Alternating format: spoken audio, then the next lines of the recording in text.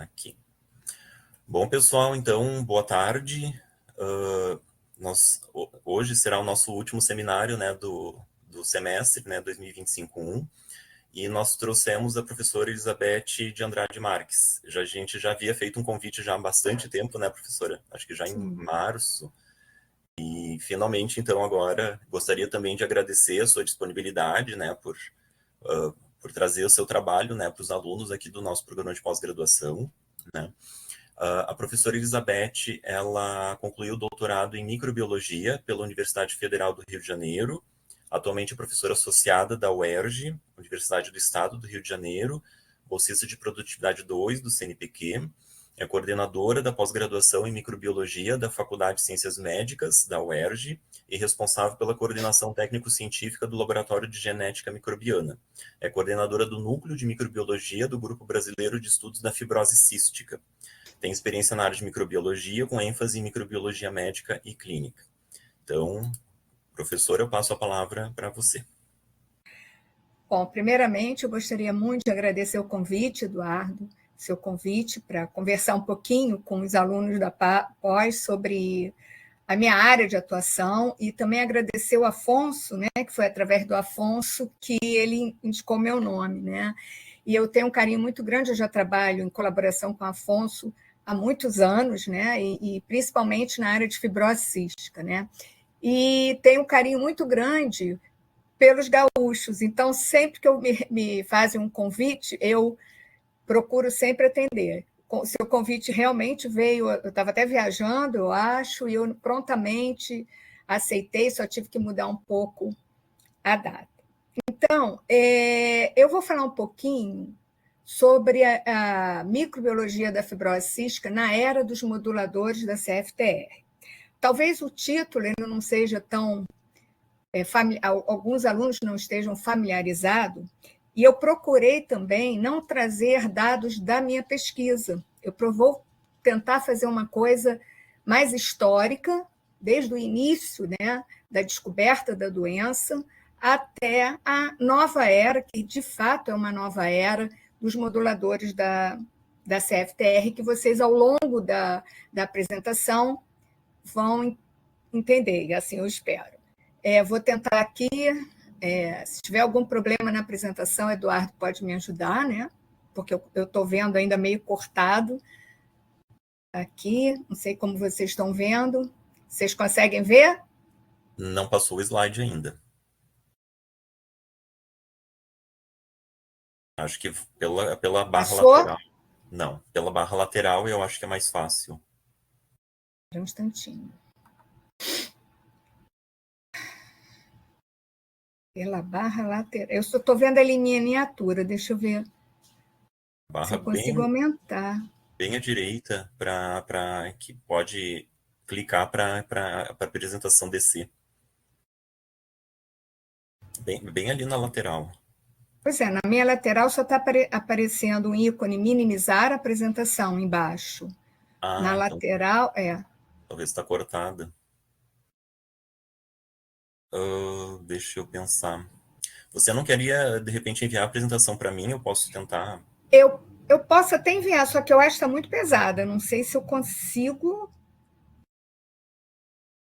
parar compartilhamento, vídeo. Naquela hora nós conseguimos, né? Sim.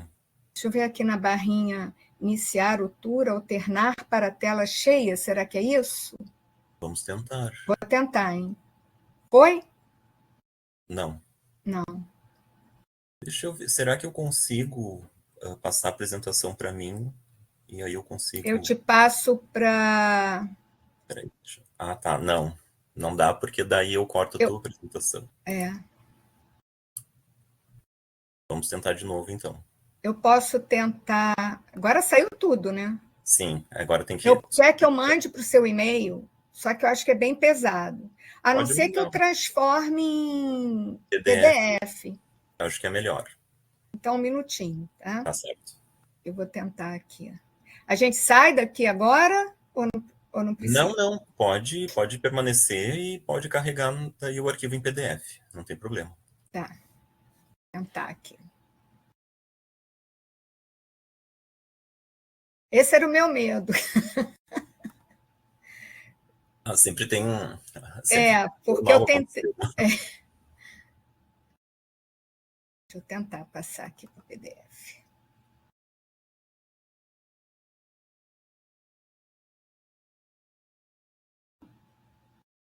Não sei se vai, por acaso, desformatar alguma coisa, mas vamos.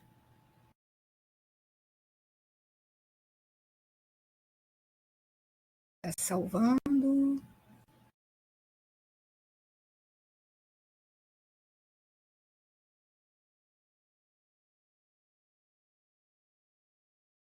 Deixa eu ver esse aqui, seu PDF. Agora eu vou tentar em PDF, tá? Ok. Venho aqui. Onde está o compartilhar? Compartilhar minha tela. Janela.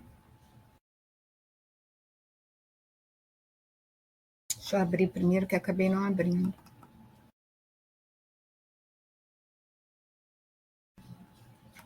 Vamos lá.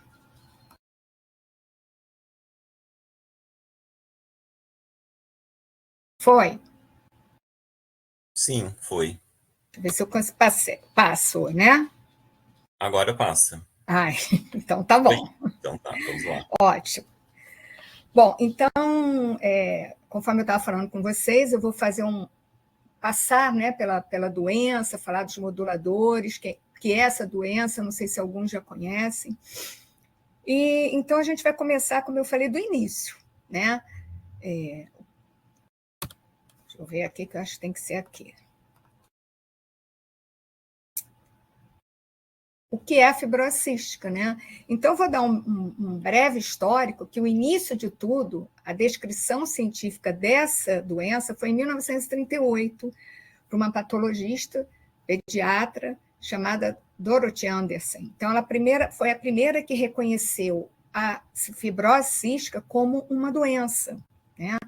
E ela, ao observar, na verdade, algumas crianças que morriam muito precocemente e que apresentavam cistos e cicatrizes no pâncreas, né? As crianças chegavam ao óbito, então na observação, na verdade, da patologia, ela designou essa doença de fibrose cística do pâncreas e que era uma doença diferente da doença celíaca. Vocês podem ver que a doença foi descrita em 1938, então é uma doença relativamente nova, né? E a partir desse momento, várias outras, né, pesquisas foram acontecendo. E em 1948, né, houve uma onda de calor na cidade de Nova York, e o pediatra, Dr. Paul de Sant'Agnese, ele observou que em algumas crianças, após essa onda de calor, algumas crianças, na verdade, 6 crianças que ele acompanhava, ele tinha um teor aumentado, né, de cloretos, tinha um suor salgado, tá? Era mais salgado que o normal nas crianças com fibrose cística. Então, posteriormente, ele publicou, então, um estudo, né, que possibilitou depois um teste que é usado para o diagnóstico, um dos testes utilizado para o diagnóstico da doença, que é o teste do suor. Então, ele publicou esse artigo falando sobre a composição anormal dos eletrólitos no suor de pacientes com fibrose cística, né? Mas na verdade, né, essa doença é também conhecida como doença do beijo salgado, exatamente por isso, né? As mães, ao beijarem, né, seus filhos, sentiam, né, um suor muito salgado. Então, isso já era, naquela época, um indício também de se investigar se a criança era portadora de fibrose cística ou não.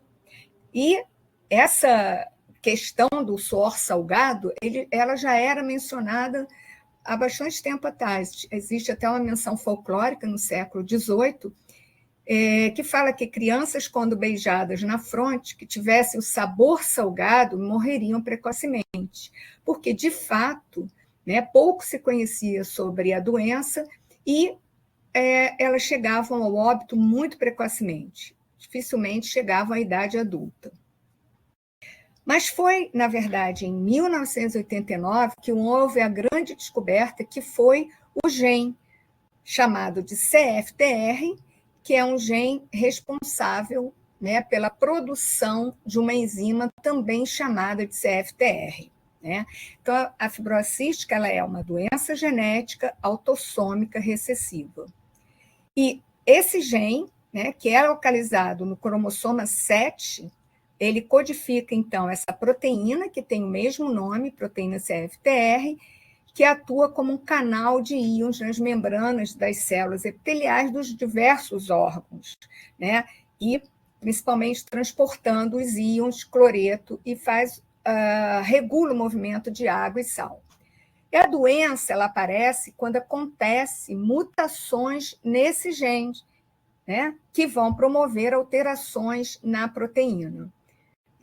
Hoje, a gente sabe que, na verdade, né, eu entrei aqui nesse site, né, que tem todas as mutações descritas na fibrose cística, um banco de dados das mutações. Eu acessei no dia 6 e já tinham mais de 2.000 mutações nesse banco de dados. Então, assim, no momento que se descobriu o gene, que houve uma grande esperança, e de fato várias pesquisas em relação a isso, também houve uma grande questão, que foi o número elevado de mutações. E essas mutações, elas são agrupadas em classes, de acordo com o defeito primário, né, nessa proteína. Então, são descritas 7 classes, né, e as mutações correspondentes. Apesar da gente ter um número enorme de mutações, globalmente, a mutação conhecida como F508del, ela é a mutação mais frequente, inclusive no Brasil. Então, qual é a consequência dessas mutações? A mutação do gene leva a um defeito no transporte iônico, diminuição das secreções de fluidos, aumento, então, das macromoléculas, que levam à obstrução de vários órgãos, né? Sistema reprodutor, sistema gastrointestinal e pulmões. Então, essa doença, né, ela é uma doença multissistêmica, ela atinge vários órgãos. E a recomendação é que esses indivíduos sejam atendidos em centros de referência para o atendimento a pessoas com fibrose cística, por ser uma doença rara, por ser uma doença multissistêmica. Então, você precisa, na verdade, de um atendimento multiprofissional, né? Onde você tem a pneumologia, gastroenterologia, vários profissionais. É um atendimento especializado, inclusive a própria microbiologia. Geralmente, esses centros, eles estão vinculados a hospitais públicos. Tá?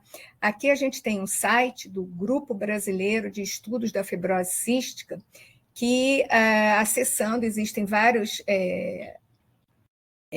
descrições de publicações, de registros, e também a referência ali dos centros de referência, a indicação dos centros de referência que nós temos.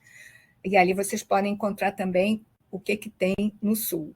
No caso, a rotina desses indivíduos, dessas pessoas com fibrose cística, ela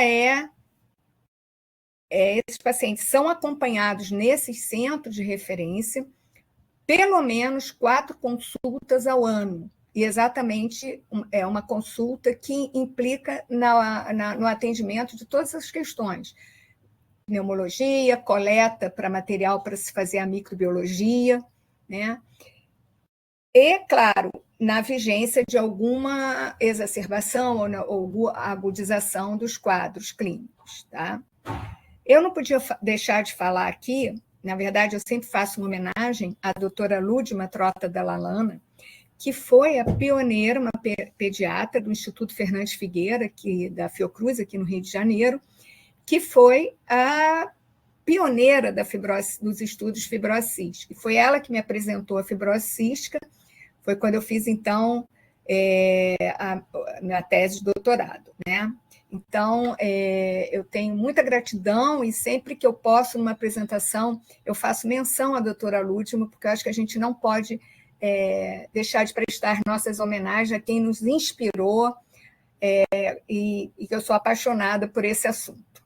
No Rio de Janeiro, então, na verdade, aqui o Instituto Fernandes Figueira é um instituto que atende, é um instituto de pediatria, né? Atende as crianças, e que naquela época não existia nenhum centro de referência para adultos, porque eles não chegavam à idade adulta. Hoje a gente tem aqui no Rio de Janeiro, além do Instituto Fernandes Figueira, a gente tem também o ambulatório de fibrose cística, que funciona, é um ambulatório da universidade que eu trabalho, da Universidade do Estado do Rio de Janeiro. Então, a gente tem o atendimento a pessoas, às crianças no Instituto Fernandes Figueira e o atendimento aos adultos e jovens na UERJ. Bom, como eu falei, a doença ela é multissistêmica, porém, a principal causa de óbito nesses pacientes são as infecções pulmonares de repetição. O defeito no gene que leva uma deficiência do transporte de íon vai levar uma depressão da superfície, de líquidos nas vias aéreas. Você vai ter um defeito no clearance do muco ciliar, e com isso a gente tem uma obstrução do muco e a gente tem um processo de infecção e inflamação.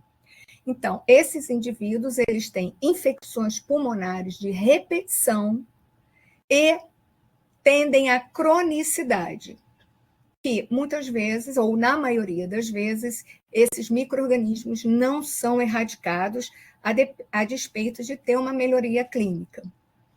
Bom, em relação, então, à microbiologia da fibrose cística, os micro-organismos que causam essas infecções, ou que colonizam esses pacientes, eles são limitados a um determinado número de patógenos. É como se fossem uns patógenos previsíveis nessa doença. E aqui eu mostro um gráfico, e é importante a gente ressaltar que esses gráficos, e o que eu vou apresentar daqui para frente, na verdade, são observações através de métodos dependentes de cultivo, ou seja, cultivou aquele material respiratório e observa-se a prevalência dos patógenos. A gente não está falando aqui de métodos independentes do cultivo.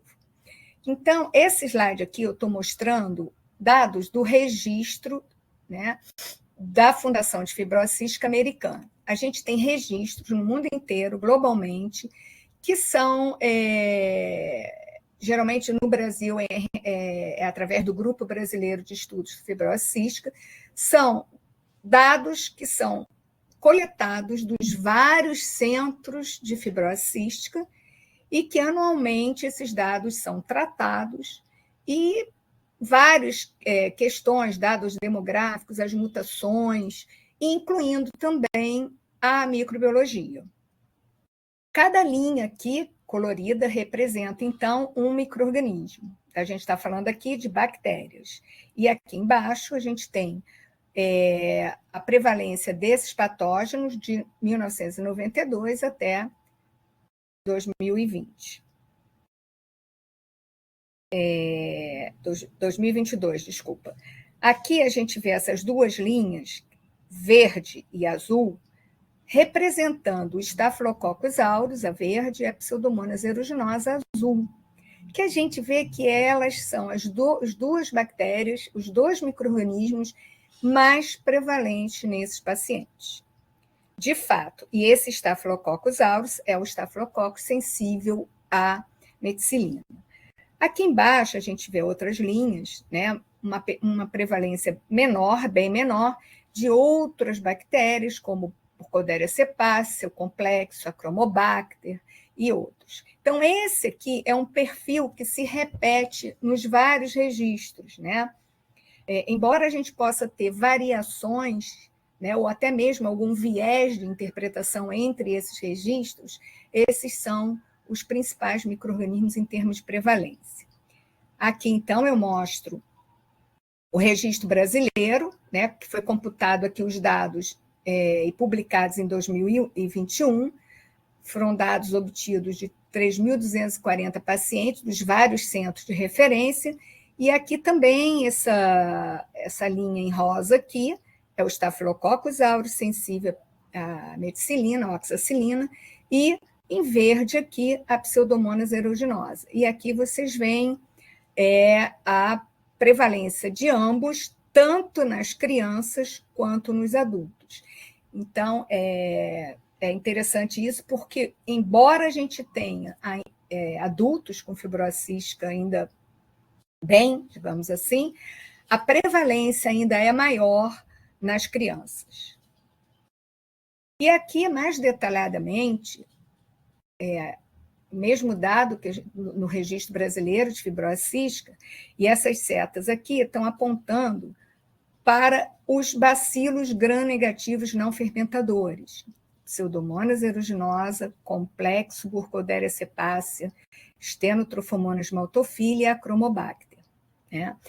Esse grupo dos bacilos gram-negativos não fermentadores, eles são micro-organismos difíceis de serem caracterizados, excetuando-se a Pseudomonas aeruginosa, e esses outros porque são raros, né, nas infecções em indivíduos sem fibrose cística. Tá? São multiresistentes, são micro-organismos ambientais oportunistas. Então, aí já temos uma dificuldade em caracterizá-los. A gente vai mostrar mais adiante. Então, como eu falei, esses pacientes, ao longo da vida deles, eles têm infecções pulmonares de repetição que tendem à cronicidade e pontuadas com eventos de exacerbação.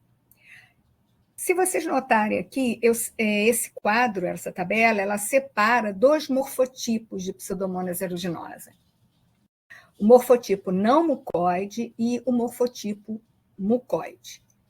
Né?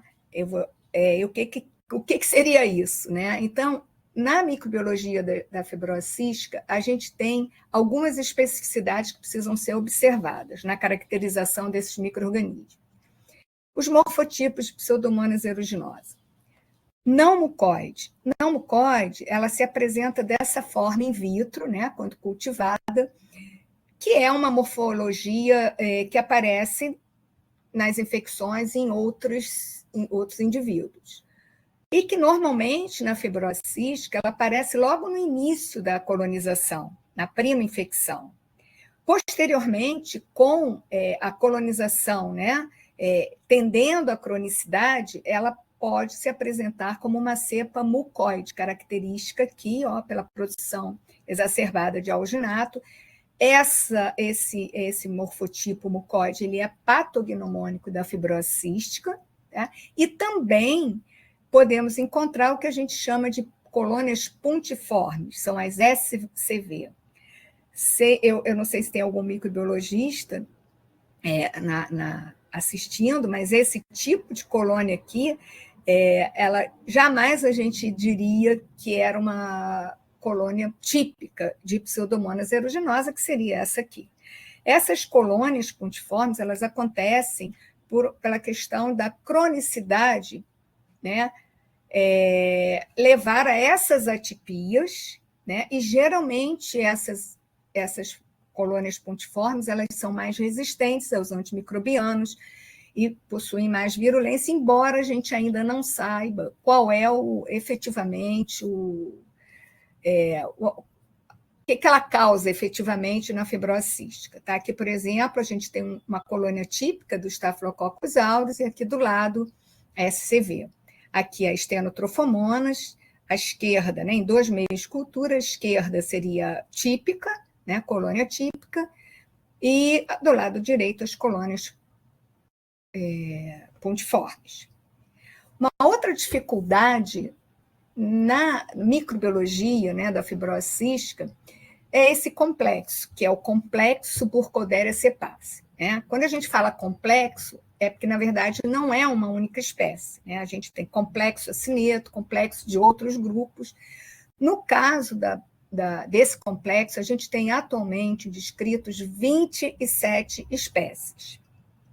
Todas essas espécies foram descritas, né, na fibrose cística, embora exista uma variação em relação à frequência, virulência e transmissibilidade delas. Tá? De todas elas, a Burkholderia cenocepacia, que ainda pode ser subdividida em 4 grupos filogenéticos, chamado 3A, 3B, 3C e 3D, é a que está associada ao quadro clínico mais adverso. Ela está associada com a maior transmissibilidade, já são descritas algumas cepas epidêmicas, não só da espécie Burkholderia cepacia, como do subgrupo 3A e também 3B. Além disso, é importante a gente destacar que as infecções nesses indivíduos, elas não são normalmente só localizadas no pulmão. Elas não têm uma disseminação da doença atingindo outros órgãos. No caso da Burkholderia cenocepacia, existe um terror em relação a isso, porque ela também pode causar uma síndrome chamada síndrome cepácea, que é, sim, não só a questão pulmonar, mas também a presença de bacteremia e muito virulenta associada com óbito precoce. Então, por essas questões, né, de maior transmissibilidade, de maior virulência, esses indivíduos eles são segregados nos centros de referência, quando eles são atendidos. O que significa isso? Eles não podem ir para a consulta juntos. Essa segregação ela é baseada na microbiologia. Como isso vai ser feito depende do centro, né? Depende das condições de cada centro. Lá no Rio de Janeiro, a segregação é feita em dias separados. Então, quem é colonizado pelo complexo Burkholderia cepacia é atendido numa determinada semana, depois Pseudomonas e assim vai. Né? Então, essa é a questão para evitar uma maior transmissão entre eles. Mas o que acontece é que quando a gente está mostrando o gráfico, está mostrando as bactérias separadamente, na verdade, não é isso que acontece. Eles podem estar colonizados ao mesmo tempo por vários desses micro-organismos. Então, é como eu chamo a vida como ela é. Aqui à esquerda, a gente tem uma placa onde a gente nitidamente vê a cepa mucoide aqui, né, da Pseudomonas, porém, embaixo a gente vê várias outras colônias bacterianas. Né? Então, necessariamente, nós temos que ter uma microbiologia que seja voltada para a fibrose cística. É uma microbiologia diferente de outros procedimentos que a gente tem numa rotina laboratorial. Necessariamente, a gente vai ter que utilizar os meios não seletivos para os micro-organismos mais exigentes e meios seletivos, né? Meios direcionados para aqueles principais micro-organismos. Meio seletivo para bacilo gram-negativo, meio seletivo para o Staphylococcus aureus, meio seletivo para Burkholderia. E também prestar atenção, né, no laboratório clínico, a questão das atipias fenotípicas. Isso o processamento inicial. Mas a identificação. A gente sabe que existem diferentes métodos, né, utilizados na microbiologia clínica, fenotípicos, moleculares, espectrometria de massa, e até alguns laboratórios já têm o sequenciamento. Não sei se de rotina, mas também tem. Não existe um único método em relação a esses micro-organismos, principalmente aqueles mais difíceis, né? Aqueles que a gente também tem dificuldade no laboratório por métodos fenotípicos ou automatizados, que possa identificar todos esses micro-organismos.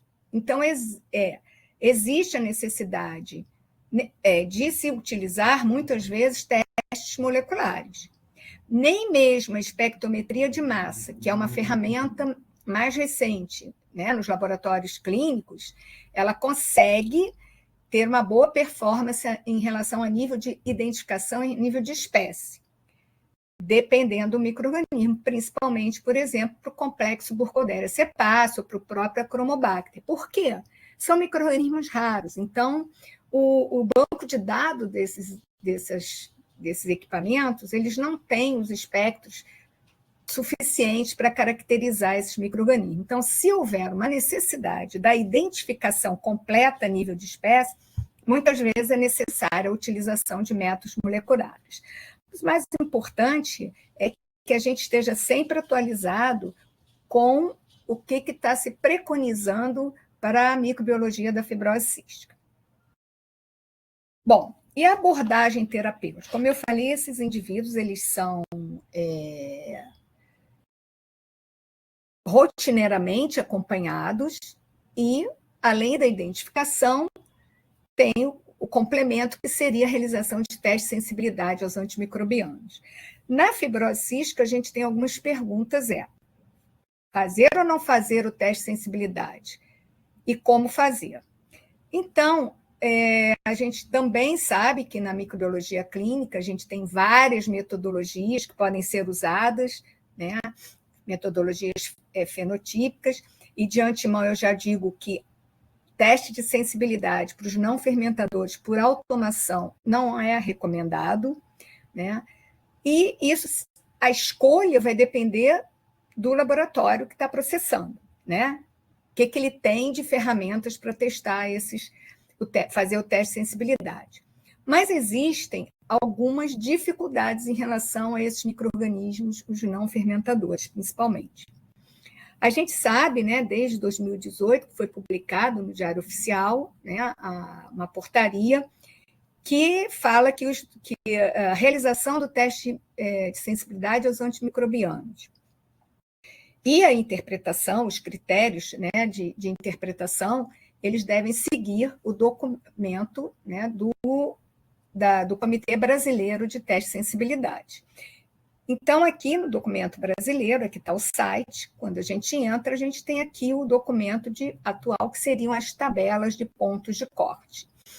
Então, eu entrei, peguei o mais recente, que já tem de 2025, para ver o que tinha em relação às nossas bactérias da fibrose cística, né? Então, Staphylococcus aureus e Pseudomonas aeruginosa, nós não temos muito problema em relação aos critérios de interpretação. A gente tem um amplo conjunto de antimicrobianos com pontos de corte para concentração inibitória mínima e também para discodifusão, que podem ser tranquilamente usados. Uma outra característica é que para alguns desses não fermentadores, na fibrose cística, né, e também se eles forem isolados em indivíduos não fibrocísticos, a gente tem um espectro muito reduzido de antimicrobianos com critérios definidos, como, por exemplo, Stenotrofomonas e a Chromobacter xylosoptes, que a gente hoje tem um painel um pouquinho maior, mas até bem pouco tempo não existia nem critério para o Chromobacter. E o complexo Burkholderia cepacium? Na verdade, não existe nenhum ponto de corte para que a gente possa fazer o teste no laboratório e chegar a uma definição do seu perfil em relação aos antimicrobianos. Por quê? Na verdade, parece que é compreensível, porque a gente está falando de um conjunto de espécies. A gente não está falando de uma espécie só, né? Então, não existem métodos precisos e reprodutíveis no teste que leva a muita dificuldade técnica e também não tem uma correlação clínica, né, entre o teste, né, e a resposta clínica. Então, por isso, não existe recomendação para se fazer o teste de sensibilidade para o complexo Burkholderia cepacium. E aí também existe uma outra questão. Há muito tempo, né, já há décadas, que os clínicos verificam que não há uma correlação entre o resultado do antibiograma e, né, a resposta clínica na fibrose cística. Então, existem várias explicações potenciais. Uma delas pode ser a questão da padronização desses testes serem direcionados, pontos de corte, para infecções da corrente sanguínea, né, para infecção urinária, o que não é o caso na fibrose cística. além disso, né, a gente tem a formação de biofilmes nas vias aéreas na fibrose cística, e com certeza o micro-organismo em biofilme, né, o teste, existem até testes para você determinar o perfil de resistência em biofilme, mas não é o caso desses testes usuais.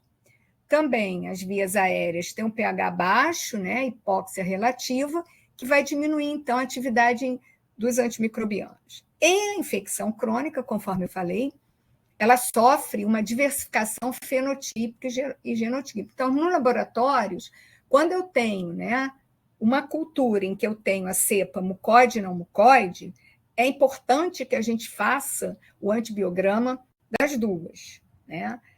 E também uma outra questão que pode explicar a falta de resposta clínica é que esses testes eles são direcionados, como eu falei, para os patógenos que a gente conhece. Porém, embora não esteja representado ali no gráfico, a gente tem publicações mostrando o isolamento de outros não fermentadores menos usuais. Então, isso não tem como também a gente testar, fazer o antibiograma. Então, são possíveis explicações para a ausência de resposta clínica. Alguns centros, né, e existe alguma recomendação de não se fazer rotineiramente o antibiograma nessas visitas, né, fazer somente quando o paciente estiver exacerbado.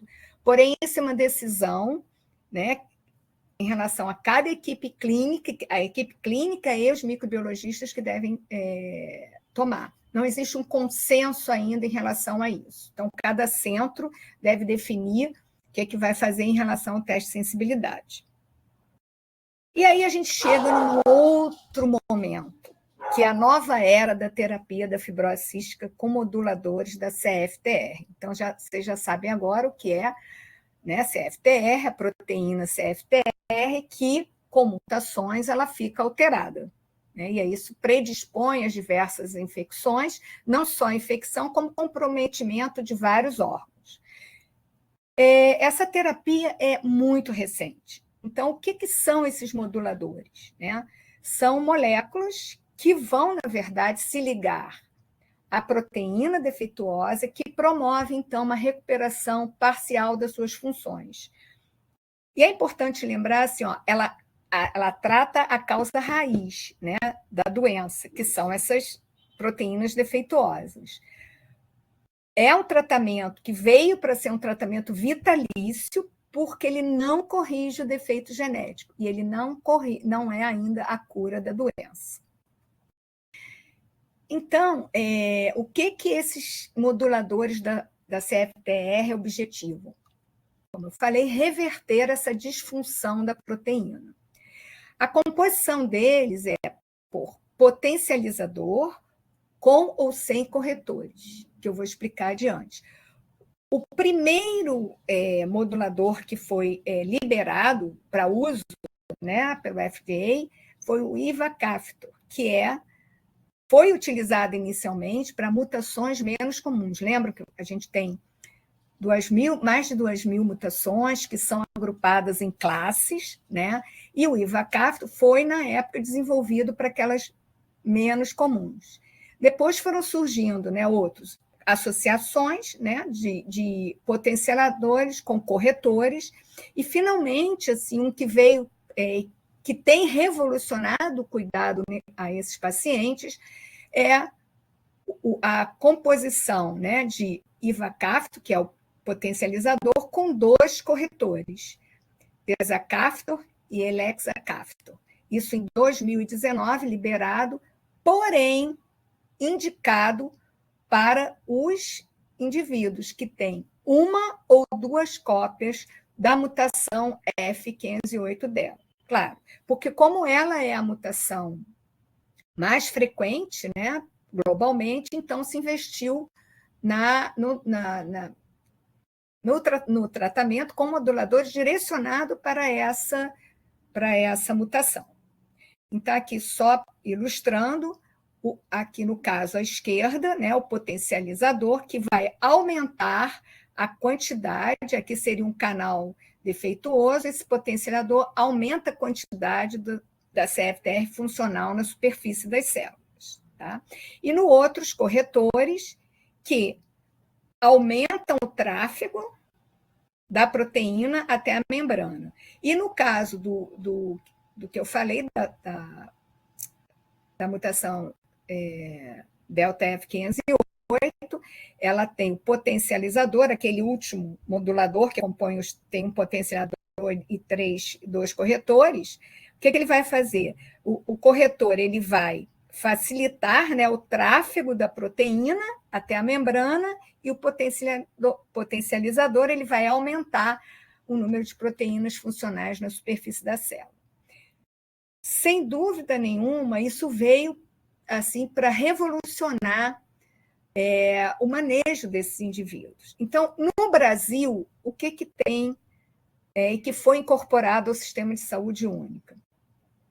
O ivacaftor foi incorporado em 2020, então disponibilizado para esses pacientes para determinadas mutações, é importante a gente falar isso, e aquele terceiro, né, aquele último que eu relatei, que é difícil de falar esse nome, ele foi incorporado ao SUS, e eu não quero falar o nome comercial, mas ele foi incorporado ao SUS em 2023, muito recente, né, para indivíduos carreadores da mutação F508del. Importante lembrar que ainda faltam indicações para o uso de moduladores para muitas mutações. Claro que a gente tem muitas pesquisas em relação a isso, mas a gente tem que lembrar também que a gente tem um número expressivo de indivíduos que não ainda usam esses moduladores, tiveram acesso a esses moduladores. Bom, e aqui só, né, ilustrando, então, a classe de mutações e as terapias, para vocês verem que tem algumas classes que ainda não tem nenhum modulador descrito que seja eficaz. Então, isso ainda é um processo inicial. Bom, mas é naqueles que usam os moduladores, né? O que a gente tem visto? A gente tem muitas publicações na literatura, né? Principalmente em relação à resposta clínica, nos diferentes órgãos, né? Então, sem dúvida nenhuma, os trabalhos mostram uma melhoria impressionante após o uso dos moduladores. Melhora da função pulmonar, menos exacerbações pulmonares, né? Isso eu estou falando principalmente da parte pulmonar, menos hospitalizações, no caso, melhora do estado nutricional, melhora da qualidade de vida, diminuição até da produção de SCAR. Sem dúvida, todos os trabalhos mostram um grande impacto em relação a isso, né, clínico.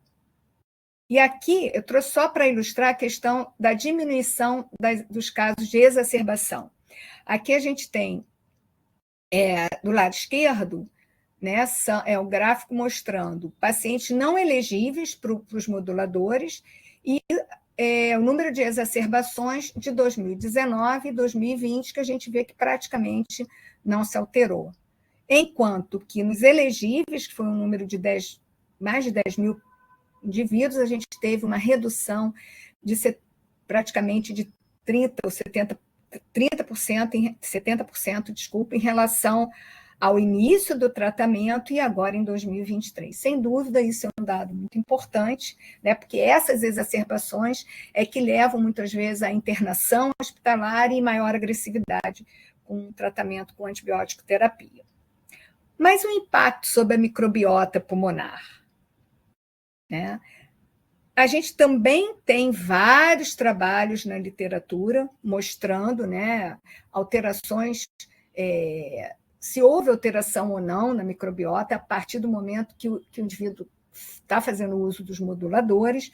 Eu trouxe aqui um resuminho de uma tabela desse trabalho aqui, né, que está muito pequenininho, mas eu vou explicar. Ele mostra aqui resultados de vários trabalhos que fizeram uma análise do microbioma, da microbiota, depois do uso dos moduladores, e por diferentes metodologias, né? A gente não vê um consenso aqui em relação ao se houve uma alteração importante importante ou não, né? Alguns trabalhos mostram que houve redução, né, de pseudomonas, por exemplo, após 6 meses.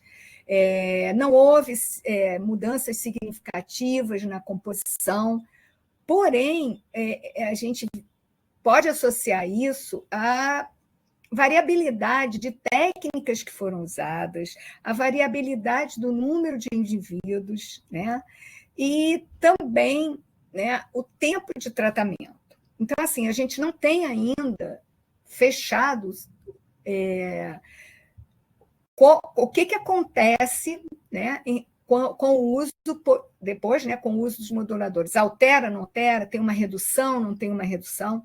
E lembrando, né, que a gente tem um tempo muito pequeno ainda de uso dos moduladores. Então, esse aqui eu achei um trabalho interessante para mostrar para vocês, porque ele é um único trabalho, não foi de vários centros, né? Usou o modulador ETI, né? Que foi aquele que eu falei que foi liberado em 2019, analisou 236 indivíduos, né? O escarro de 236 indivíduos, durante os 6 meses de uso do ETI. E a metodologia foi cultura bacteriana, né, métodos dependentes de cultivo e métodos moleculares como PCR e sequenciamento. Resumidamente, o que ele encontrou? Né? O modulador ele reduziu de 100 a 1000 vezes a densidade dos principais patógenos, que a gente já falou, Staphylococcus aureus, pseudomonas, Stenomaltophilia e os outros, após 1 mês de tratamento. Encontrou também que a maioria dos pacientes continuou com culturas positivas para o mesmo patógeno após o início. Então, houve uma diminuição da densidade, porém ainda se encontrava o micro-organismo nas secreções. Usando metodologia molecular, detecção por PCR, mesmo com cultura negativa, os patógenos ainda eram frequentemente detectáveis. E, por sequenciamento, houve grandes reduções dos gêmeos bacterianos típicos da fibrose cística, mas as outras bactérias ainda permaneciam praticamente inalteradas. Então, o trabalho conclui que o modulador promoveu uma rápida e expressiva redução da carga de micro-organismos, de patógenos, mas não eliminou completamente a infecção pulmonar crônica. Então, eu considero que esse assunto ele ainda está muito no início, né? A gente precisa ainda de mais trabalhos com tempo de observação maior, né? E principalmente com metodologias mais robustas, né? Porque o fato de não ter uma cultura de secreção respiratória não quer dizer que o micro-organismo não esteja ainda ali no pulmão. E lembrar também que, apesar desses moduladores terem vindo para revolucionar, nós ainda temos um grande número de indivíduos que não têm acesso a esses moduladores. Então, nesse contexto, nós vamos continuar monitorando, né, as infecções respiratórias e sempre primando por a gente fornecer o melhor atendimento possível em relação à microbiologia. Bom, era isso que eu queria falar, dentro do tempo que o Eduardo falou que eu teria. E aqui é só uma coisa para ficar um pouco mais lúdica, né? Para não ficar tão triste essa apresentação, que hoje eles já chegam à idade adulta, né? Eles não chegavam, isso assim, e com esses moduladores, isso é uma coisa revolucionária mesmo. Isso aqui são filmes que falam sobre a fibrose cística. Esse é 5 Passos de Você, tem o livro também, esse aqui tem na Netflix. Gente, isso eu queria agradecer e estou disponível, aqui estão os meus e-mails, tá? Disponível, quem quiser mais informações, a literatura que eu posso passar também, que eu tenho, e também se quiserem conhecer um pouquinho do meu trabalho, que eu procurei não colocar aqui para não ficar muito denso, né? Só a gente apresentando o resultado. Eu queria mais sensibilizar vocês para a história da fibrose cística. Obrigada. Obrigado, professora Elizabeth, pela excelente palestra, né, por trazer para a gente essas informações tão importantes sobre uma doença tão grave, né, tão séria. E acredito que seja também de interesse de todos os alunos aqui, especialmente aqueles que trabalham também com microbiologia. Eu passo a palavra agora ao professor Afonso, já levantou a mão. Por favor, professor Afonso, pode. Olá, pessoal, boa tarde. Oi, Eduardo, tudo bem? Obrigado. Minha querida professora Elizabeth Marques, bom ouvi-la, muito tempo que a gente não se vê em palestras ou se ouve, né? Eu não consegui pegar desde o início, mas peguei a parte que me interessava mais, dos moduladores, né? Também chegando só às 5h30, Beth. Enfim, né? Tu é bastante crítica, eu de certa forma também. Eu vou te perguntar assim, tu usou uma expressão interessante, né? Que o tratamento com moduladores, ele é, como é que é? Vitalício, tu usou essa palavra, né? Ou seja, sob o ponto de vista de indústria farmacêutica, isso é interessante, né, professora? Eu sou do tempo, eu acho que a senhora também, em que se falava em terapia gênica, né? Colocar o gene consertado dentro da célula, né? Que aí seria um tratamento, não sei se único, mas enfim, mas talvez não vitalício, né? Tu acha que esses tratamentos com moduladores, que pelos resultados são ótimos, né, para o paciente com fibrose cística, para quem pode fazer uso, né? Eles são mais de interesse da indústria farmacêutica e não desenvolver, talvez, uma terapia gênica para realmente curar o defeito da mutação? Que pergunta difícil, né, professor? Estou sempre me colocando em saia justa aqui, né? Muito bom falar com você, Afonso. Assim, eu não tenho conhecimento em relação a esses moduladores a fundo, né? Porque, como eu falei, eles foram iniciados em 2023, eles estão sendo usados lá, nos centros de referência de pediatria e adultos, lá no Rio, e algumas coisas a gente tem observado. Mas eu não tenho dúvida que a terapia gênica seria muito melhor, né, para curar a doença. Mas eu não sei se a curto prazo a gente teria a gente conseguiria ter isso a curto prazo e poderia beneficiar mais. Não sei se você está me entendendo. Porque, por exemplo, o modulador é uma coisa mais imediata, tem a questão, sim, da indústria farmacêutica, mas eu não sei se a terapia gênica seria uma terapia que a gente conseguiria a médio ou um tempo maior. Eu sei que a indústria ela se voltou para isso, para esses moduladores. Eu sei que existem trabalhos e pesquisas em relação à terapia gênica, né?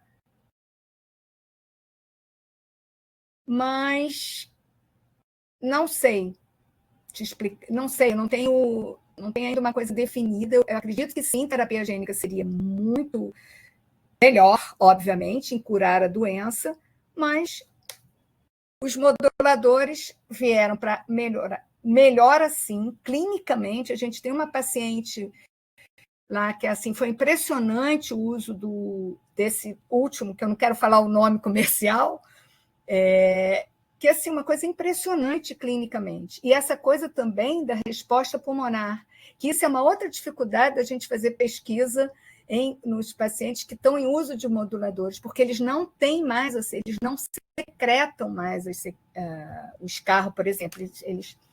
E aí é uma outra dificuldade, né, de estudo. Agora, isso é muito, muito recente ainda. Eu, particularmente, eu tenho uma teoria, eu não tenho nada científico, mas eu acho que isso vai retornar. Eu acho que essa colonização, em algum momento, ela volta. Vai depender entendeu, Afonso? Assim, agora tem cultura negativa, o micro-organismo não apareceu, mas aí tem trabalhos mostrando que ele aparece. Então, acho que assim, é uma questão de tempo. Eu não sei se ele vai erradicar a infecção. Tá bem, perfeito, não entendi, sim. Mas o que você acha, professor? Você que é meu companheiro da fibrose cística. Não, eu também não tenho bem opinião formada, não tenho acompanhado tanto fibrose cística como tu tens acompanhado, né? Mas chama a atenção isso, né? De ter investido bastante em moduladores, então acho que tem um tanto aí de interesse para a indústria também, né? Mas no final das contas, sendo benéfico para os pacientes, e de novo, né, para aqueles que têm acesso, eu acho que é uma grande evolução, né? Essa questão de eles não É, produzirem esse carro, assim, no sentido de melhora dos pacientes, eu acho que é fantástico, né? Acho que é. realmente é muito bom. E a indústria investiu pesado na mutação, na mutação que é mais frequente. Delta F Né? Então, tem 508. uma coisa, obviamente, que sempre tem uma coisa comercial. Né? Mas o bom é que aqui, né, a gente já tem disponível pelo SUS. Né? Então, Ótimo, né? é é uma excelente notícia, foi uma grande luta, né, das associações, enfim. Uhum. É uma nova era, né? Imagino que sim, Tá bem. Obrigado, Beth, realmente, obrigado aí por fazer parte. Na Imagina, verdade, a minha pergunta tem muito a ver, porque é um programa de ciências farmacêuticas, né, assim, de trazer para os alunos um pouco disso também, do pensamento crítico também sobre alguns tratamentos, né? Foi mais nesse intuito a minha pergunta. Uhum. Mas sempre bom te ouvir, Beth. Obrigado por ter Obrigada, participado aí, Afonso, né? pela indicação. Beijo, querido. Beijo. Tchau. Obrigado, Afonso. Temos aqui uma pergunta. Crianças com fibrose cística podem utilizar estes moduladores? Sim, então, esses moduladores, eles têm uma indicação precisa. Por exemplo, aquele Ivacaftor é a partir de 2 anos, só criança, entendeu? Então, de cabeça eu não teria aqui, mas eu posso mandar esse documento. Existe uma especificação em relação à faixa etária também. Tá? Então, faixa etária e o tipo de modulador. Né? Mas isso tem publicações no próprio site do Grupo Brasileiro de Estudos Fibrose Cística, tem toda uma recomendação. E tem diretrizes também que eu posso mandar, que eu citei, que está publicado no Jornal de Pneumologia. E temos aqui uma pergunta que acho que é uma curiosidade. A que idade se manifestam os sintomas da fibrose cística? Depende, porque depende muito da mutação. Mas hoje a gente já consegue diagnosticar a fibrose cística muito precocemente, porque a gente já tem no teste de triagem, no teste de pezinho, já tem a dosagem de imunotripsina reativa. Então, ali você já consegue um diagnóstico precoce, claro que não é o definitivo, a partir do teste positivo tem que se fazer outros testes, um deles é o teste do suor, depois tem a determinação da mutação. Então, e dependendo da classe da mutação, as apresentações clínicas são diferentes. Então, tem quadros até que, às vezes, o diagnóstico vem muito tardiamente, às vezes na idade adulta. Mas, hoje em dia, como existe o teste de triagem, né, então o diagnóstico está sendo muito mais rápido e melhor, mais eficiente. Temos aqui a Stephanie, quer fazer uma pergunta? Oi, boa tarde, me escutam? Boa Sim. tarde, Stephanie. Sim. Tudo bem, professora? Eu sou infectologista, então algumas coisas que a senhora falou me chamam a atenção. A gente tem um problema de outros pacientes com pneumopatias crônicas, né? Eu, particularmente, não trabalho com fibrose cística, mas lido muito com pneumopata, né? DPOC, e o próprio paciente crítico crônico que fica eternamente colonizado, né? Por pseudomonas, por bucoldéria também, eventualmente, na UTI e tudo mais. Então, me chamou a atenção que esses estudos de 6 meses de acompanhamento, certo? Com esse novo modulador, alguns não viram mais o crescimento da bactéria, mas aí também a pessoa não tem mais o escarro, fica difícil a avaliação, né? Eu Sim. queria saber se tem algum estudo que tenha utilizado outro método, como, por exemplo, uma cultura de lavado, né, broncoalveolar, e se foi também feito, além de cultura, pesquisa com PCR, né? Sim. Para a gente, porque Sim. me parece que o rendimento seria um pouquinho melhor, né? Com certeza, né? Naquele quadro que eu mostrei, né, aquele trabalho é um trabalho de revisão, e ali você vê os métodos que foram utilizados. Então, sequenciamento, PCR, né? Então, assim, alguns continuam secretivos e outros não. Quando não é secretivo, existem alguns trabalhos de se fazer o lavado broncoalveolar, né? Uhum. Mas no caso da fibrose cística, existe assim, uma resistência, como eles são manipulados de 4 em 4 meses, assim, existe uma resistência de se fazer isso de rotina, né? E principalmente em relação à pesquisa. Mas existem, sim, trabalhos, né, mostrando o rendimento, obviamente, maior no lavado broncoalveolar. Se você associar o lavado broncoalveolar com uma técnica de PCR ou sequenciamento, provavelmente você vai ter, como esse último trabalho que eu mostrei, que ele teve uma redução importante, não encontrou os patógenos principais e encontrou outros. Então, assim, está muito recente ainda, sabe? É Stephanie, né? Que eu não estou vendo mais o nome aqui. Isso, Stephanie. Uhum. Stephanie. Está muito recente ainda. Como eu falei, assim, é um assunto ainda muito inicial, muito em construção, e a gente não tem ainda muitos dados em relação a isso. Mas, assim, o que eu vejo lá no centro é assim, uma resposta clínica desses indivíduos que já são adultos também, uma resposta impressionante, né? E, na verdade, eu iniciei um trabalho de pesquisa agora, exatamente de uma aluna minha, que seria, a gente está fazendo uma avaliação microbiológica antes e após, um tempo após, a ideia era 1 ano após o início do modulador, só que a gente encontra essa questão que alguns pacientes não são secretivos ainda, não mais, né, durante esse período, o que já dificulta também essa questão da pesquisa, a não ser que a gente fizesse um lavado que não porque a gente tem uma certa resistência em relação a fazer isso, né? Sim, me chama a atenção que esse dado ele é muito importante. Acho que congelou? Eu acho que cortou o som. Eu queria, sim, me colocar realmente à disposição. Eu acho que o tempo é curto também, eu queria...